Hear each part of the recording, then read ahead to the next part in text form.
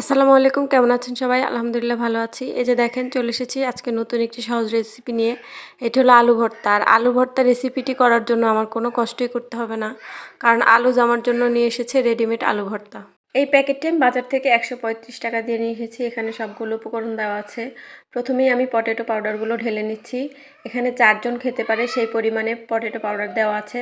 এটার সাথে একটি প্যাকেট ছিল, এখানে 150 ml পানি দেওয়া লাগবে, সেই পরিমাণে পানি আমি দিয়ে নিয়েছি। দিয়ে তারপর আমি আলুগুলো ভালো করে ম্যাশ করে নিলাম। এখন আমি নিয়ে নিব পেঁয়াজ বেরেস্তাগুলো ভালো করে মথে নিব। তারপর নিয়ে নিব মরিচগুলো এবং বেরেস্তা করা পেঁয়াজগুলো খুবই মুচমুচে ছিল, এগুলো ভালো করে ম্যাশ করে তারপর আমি দিয়ে দিব সরিষার তেল।